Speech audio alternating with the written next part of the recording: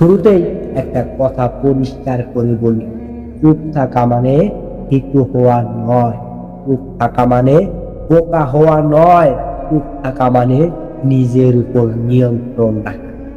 এই পৃথিবীতে যারা সত্যি জ্ঞানী, যারা জীবনকে বুঝেছে, তারাই খুব কম কথা বলে। মানুষ কেন বেশি কথা বলে জানেন?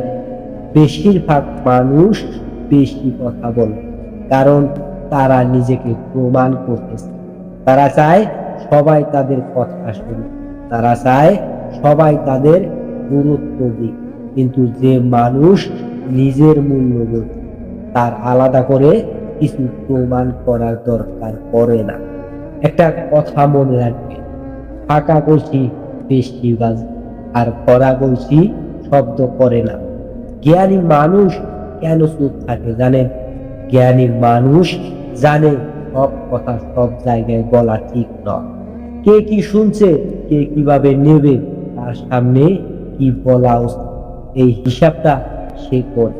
সে কথা বলার আগে ভাবে, এই কথাটা বললে কি আমার বা অন্য উপকার হবে?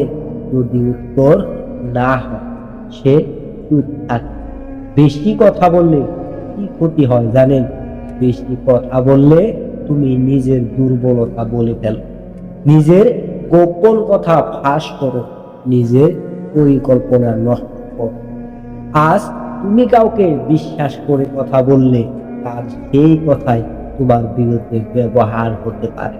কারণ সবাই তোমার বন্ধু নয়, সবাই তোমার ভালো চায় না। নীরবতা তোমাকে কি শেখায় জানেন?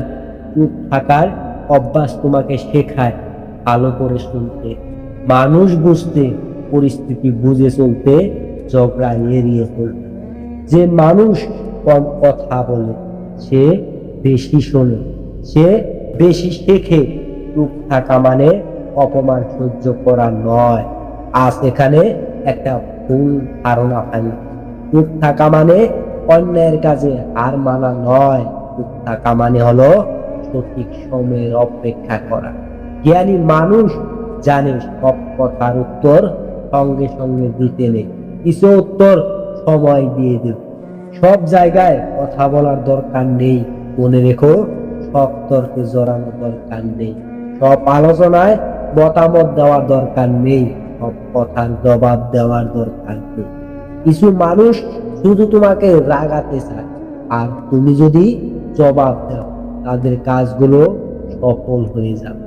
চুপ থাকলে তারা নিজেরাই থেমে যাবে। নীরবতা মানুষের সম্মান বাড়ায়।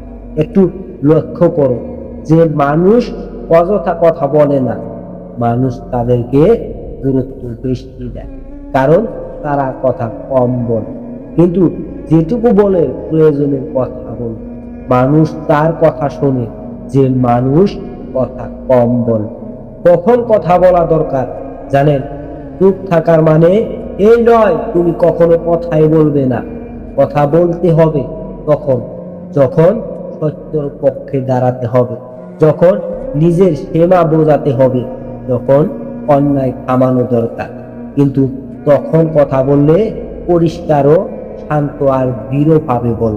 কম কথা বলার অভ্যাস কিভাবে শুরু করবেন জানেন? সব কথার সঙ্গে সঙ্গে জবাব দেবে না, আগে শুনবে তারপর বলবে।